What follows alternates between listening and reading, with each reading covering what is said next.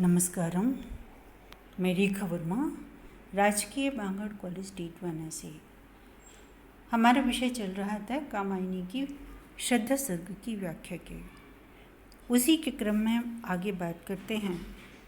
श्रद्धा सर्ग की पंक्तियां हैं: नित्य यौवन छवि से हो दीप्त, विश्व की करुण कामना मूर्ति, स्पर्श के इस आकर्षण से पूर्ण, प्रकट करती जो जन में स्फूर्ति।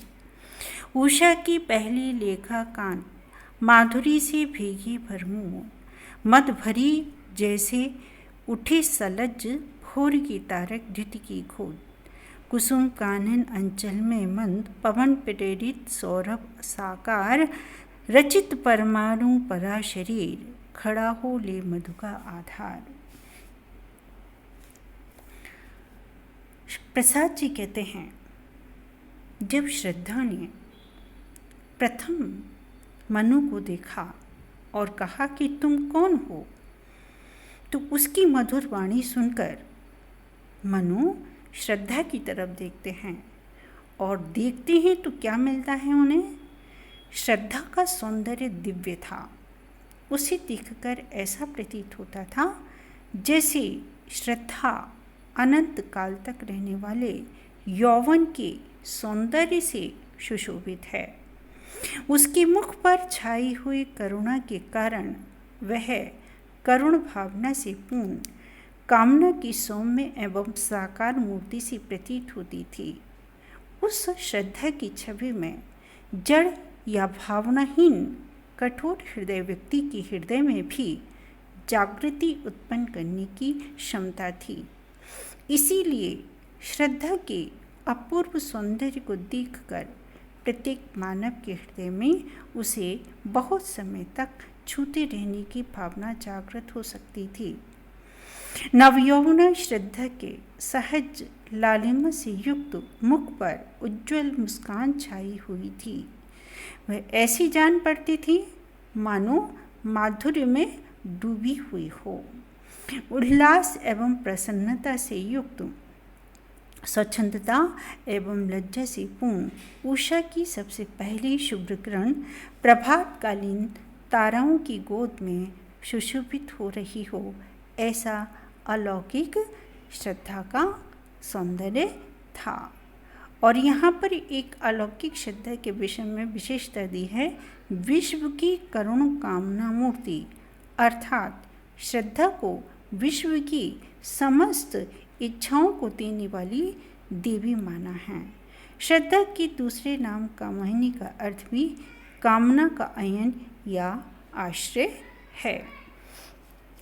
कुसुम कानन अंचल में मंद, पवन प्रेरित सौरभ साकार, रचित परमाणु पराश शरीर, खड़ा हो ले मधु का आधार। और बढ़ती हो उस पर शुभ्र नवल मधुरा का मन के साथ, हंसी का मधुविहल प्रतिबिंब, मधुरिमा खेला सदृश आवाज। इस पंक्तियों में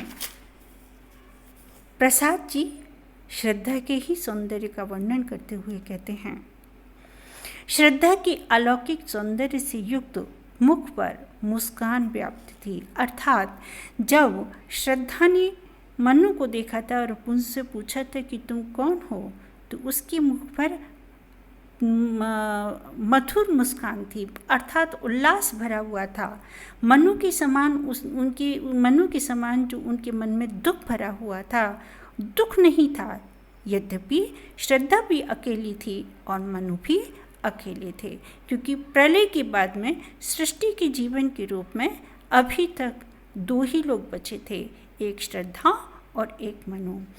तो जो प्रलय से पूर्व का जो जीवन था, उस जीवन को याद कर करके मनु तो दुखी हो रहे हैं और अपने व्यर्थ जीवन को मान रहे हैं, लेकिन श्रद्धा के मन में ऐसी कोई दुख की भावना नहीं है। वह कर्म की ओर प्रेरित है, इसीलिए उसके मुख पर मुस्कान है। यहाँ पर वही बात प्रसाद भी कह रहे हैं कि मनु ने क्या देखा? श्रद्धा के अलौकिक सौंदर्य से युक्त मुख पर मुस्कान व्याप्त थी। उसके यौवन संपन्न शरीर से नारी सुलभ स्वाभाविक सुगंध आ रही थी। वह ऐसी प्रतीत होती थी मानो पुष्प रस में सान कर पराग के अणुओं से उसके शरीर का निर्माण हुआ हो तथा वसंत की मंद पवन के द्वारा फूलों से आपूर्ण बन से बहाकर लाई गई सुगंधी की साकार मूर्ति हो। मस्ती और चंचलता से भरी हुई हंसी से युक्त मुख वाले दिव्यगंध की साकार मूर्ति सा शरीर ऐसा प्रतीत होता था मानो गंध की साकार मूर्ति के ऊपर वसंत रजनी की नवीन उज्ज्वल एवं निर्मल पूर्णिमा की अत्यंत मनमोहक एवं चिंताकर्षक चांदनी पड़ रही हो। श्रद्धा के सुंदर होठों पर खेलती हुई वह हंसी ऐसी प्रतीत होती थी जैसे स्वयं मधुरिमा ही यहाँ निर्विघ्न क्रीड़ा कर रही हो। पास में खड़ी श्रद्धा को प्रश्न करते देखकर मनु बोले, कहा मनु ने, क्या बोलते हैं? नवधरणी बीच बना जीवन, रहस्य निरूपाय एक उल्का सा जलता प्राण, शून्य में फिरता हूँ असहाय। मैं इस शून्य प्रदेश में आश्रय रहित होकर अपने हृदय की व्यथा से जलता हुआ और उसी प्रकार इधर उधर मारा फिर रहा हूँ। उपमा रूपक क्या है? एक उल्का सा, जिस प्रकार से आकाश गंगा में उल्का जो जलता हुआ उल्का है वह भटकता रहता है, जलता रहता है, लेकिन वह लक्ष्य को नहीं प्राप्त कर पाता। उसी प्रकार से प्रलय के बाद इस संसार में मैं अकेला उद्भ्रांत अपने पूर्व जीवन की ज्वाला को लेकर जल रहा हूँ, असहाय हूँ। जिस प्रकार एक जलता हुआ तारा टूटकर आश्रयहीन होकर इधर उधर आकाश में भटकता रहता है, पृथ्वी और आकाश के बीच मैं अकेला रहा हूँ। मेरा जीवन मेरे लिए एक रहस्य बन गया है, एक पहेली है जिसे सुलझाने का मेरे पास कोई उपाय नहीं है। विशेष रूप में हम इसमें लिख सकते हैं, उपमा, उत्प्रेक्षा तथा श्लेष अलंकारों का प्रयोग हुआ है। मनु की दयनीय स्थिति दिखाने के लिए मनु की तुलना टूटे हुए तारे से की है, जिससे मनु की यथार्थ स्थिति का चित्र अंकित हो जाता है। शैल निर्झरना बना हतभाग्य, गल नहीं सका चौकी हिमखंड, दौड़कर मिला न जल निधि अंक, आहा वैसा ही हूँ मैं पाषाण। पहेली सा जीवन है व्यस्त, उसे सुलझाने का अभिमान, बताता है विस्मृत का मार्ग, चल रहा हूँ बनकर अनजान। आगे मनु बोलते हैं, एक मनोवैज्ञानिक चीज़ भी है कि एक स्त्री को देखकर जब युवा पुरुष होता है तो वो असहाय बन जाता है, दयनीय बन जाता है। मनोवैज्ञानिक रूप से वो सहानुभूति प्राप्त करना चाहता है, या हम कह सकते हैं ये मनोवैज्ञानिक तथ्य है कि जो व्यक्ति दुखी होता है और उससे से कोई सहानुभूति प्रकट करता है तो वह और भी दीनहीन दुखी बनकर सहानुभूति बटोरने का प्रयत्न करता है। ठीक इसी प्रकार से श्रद्धा से सहानुभूति प्रकट करने की प्रयास मनु करते हैं कि मनु अपने जीवन में निराश हैं। वे कहते हैं कि मेरा जीवन व्यर्थ है, मैं उस भाग्यहीन पर्वत के समान हूँ जिससे कोई झरना नहीं निकला हो, और मैं उस अभागे बर्फ के टुकड़े के समान हूँ जो कभी पिघलकर नदी बनकर समुद्र में जाकर न मिला हो। मनु कहते हैं कि खेद है कि मेरा जीवन संसार के लिए पाखंड रूप है, प्रवंचक है। मनु अपने मन की चिंताओं से मुक्त नहीं हो पा रहे, इसलिए अत्यंत दुखी हैं। वे कहते हैं कि मेरा जीवन अनेक उलझनों से भरा हुआ है, मैं सगर्व उन उलझनों को सुलझाने का प्रयत्न करता हूँ परंतु असफल रहता हूँ। मेरा जीवन एक पहेली के समान है, अब मैं एक अज्ञानी की भांति जीवन व्यतीत कर रहा हूँ। विशेष रूप में कह सकते हैं कि कवि ने मनु के निरर्थक जीवन की तुलना पर्वत और बर्फ के टुकड़े से की है। वही पर्वत उपयोगी माना जाता है, जिससे झरनों का जल नदी आदि के रूप में मैदान में आकर सिंचाई अथवा पीने के काम आता है। वे बर्फ के टुकड़े या हिमनद भी उपयोगी होते हैं, जो पिघलकर नदी का रूप धारण कर मैदान में सिंचाई आदि के लिए उपयोग में लाए जाते हैं। परंतु मनु अपना जीवन अनुपयोगी बद मानते हैं, इसीलिए स्वयं की पाखंड कहते हैं और अपनी तुलना निर्जनहीन पर्वत तथा ना पिघलने वाले हिमखंड से करते हैं। यहाँ पर उलझन में पड़े हुए व्यक्ति का बड़ा मनोवैज्ञानिक चित्रण किया गया हुआ है। जो भूलता ही जाता दिन रात सजल अभिलाषा कलित अतीत, बड़ा रहा तिमिर गर्भ में नित्य दीन जीवन का यह संगीत।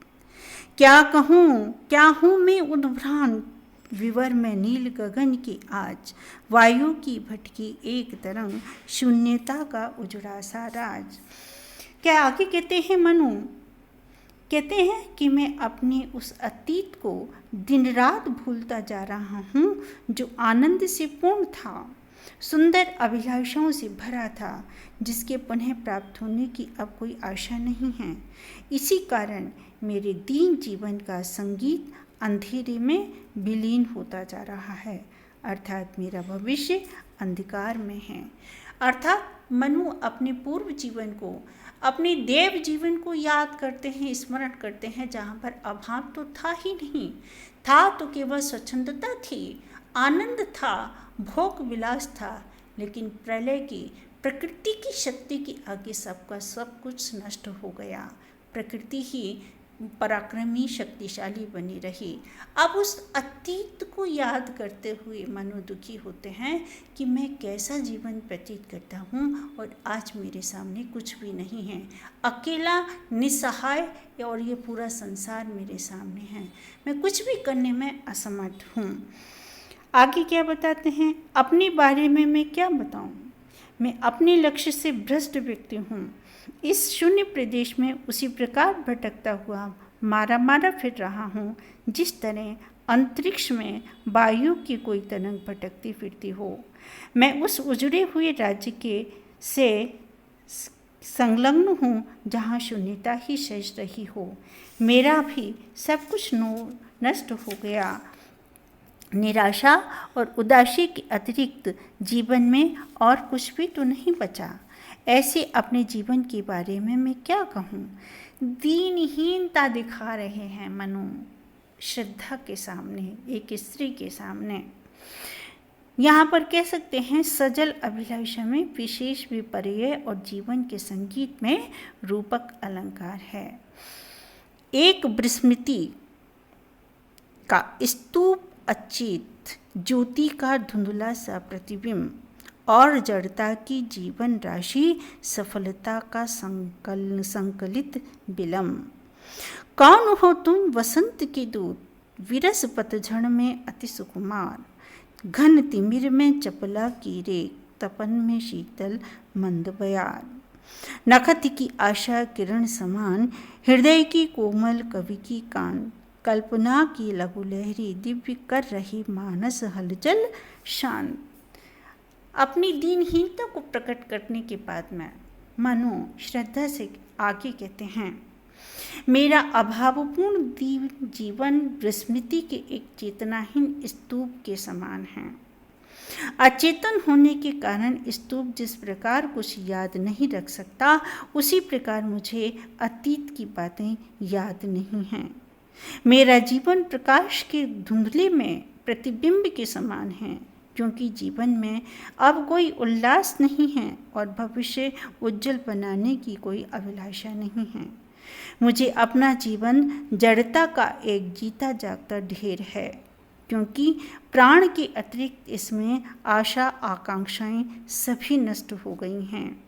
यह अभावपूर्ण जीवन सफलता के लंबे विलंब के समान है, अर्थात ऐसा जीवन जिसमें सफलता के अनिश्चय के कारण मनुष्य आशा निराशा के झूले में झूलता रहता है और बेचैन रहता है। श्रद्धा अपनी दयनीय चिंताकुल स्थिति बताकर श्रद्धा का परिचय जानने की अभिलाषा से उससे पूछते हैं कि उदासी के इस नीरस पतझड़ में वसंत की दूत के समान हर्ष का संचार करने वाले तुम कौन हो। यहाँ पर प्रसाद जी रूपक कुतंत्र, कौन हो तुम वसंत की दूत। यहाँ पर ध्यान देने की बात है कि जब वसंत ऋतु आती है तो सबसे पहले उसकी सूचना कोयल देती है, और कोयल की समान श्रद्धा का मधुर वाणी है। और पतझड़ कौन है? मनु का जीवन पतझड़ के समान है। पतझड़ के बाद वसंत आता है, तो पतझड़ के रूप में कि मेरे जीवन में तो पतझड़ रूपी खुशी कोई है ही नहीं, तो तुम खुशी का संदेश देने वाले उस कोयल की मधुर वाणी के समान जो वसंत के आगमन की सूचना देती है, तुम कौन हो। वसंत के दूत के समान हर्ष का संचार करने वाले तुम कौन हो। तुमने इस निर्जन प्रदेश में आकर मेरे निराश जीवन को उसी प्रकार आशा का संदेश दिया है जिस प्रकार नीरस पतझड़ के समय कोयल अचानक आकर अपनी मधुर वाणी से वसंत के आगमन की सूचना देती है। तुम मुझे अपना निराशापूर्ण जीवन में आशा की किरण के समान उसी प्रकार प्रतीत हो रहे हो। जिस प्रकार घने अंधकार की बिजली की रेखा चमककर प्रकाश दिखाकर भटकते हुए व्यक्ति को मार्गदर्शन करा देती है, तुम मुझे वेदनामय जड़ जीवन में चेतना का उसी प्रकार संचार करते प्रतीत होते हो जिस प्रकार ग्रीष्म ऋतु की प्रखर धूप के समय शीतल मंद पवन नवीन स्फूर्ति प्रदान करती है। मुझे तुम्हारी वाणी से आशा की किरणें निकलती हुई ऐसी प्रतीत हो रही हैं जिस प्रकार तारों में से निकलने वाली किरणें निराश व्यक्ति को आशा प्रदान करती प्रतीत होती हैं। उन किरणों से आशान्वित होकर वह जीवन में व्यथा से कुछ राहत पा लेता है। तुम्हारी सुंदर वाणी मेरे हृदय की हलचल उसी प्रकार शांत कर रही है जिस प्रकार कोमल हृदय वाले कवि की मधुर कल्पना की एक छोटी सी दिव्य लहर पाठकों के चित्त रूपी सरोवर की हलचल को शांत कर देती है, उसे आत्मविभोर बना देती है। अर्थात मनु जब अपने सारे दुखड़े को श्रद्धा के सामने रो देते हैं, बोल देते हैं, बता देते हैं, तब हम श्रद्धा से पूछते हैं कि तुम कौन हो। तुम्हारी वाणी बड़ी मधुर है, तुम मेरे निराश जीवन में इस प्रकार से आए हो जिस प्रकार से ग्रीष्म ऋतु में वसंत ऋतु आ जाती है, जो मन की तपन को शांत कर देती है। उसी प्रकार तुम कौन हो। धन्यवाद।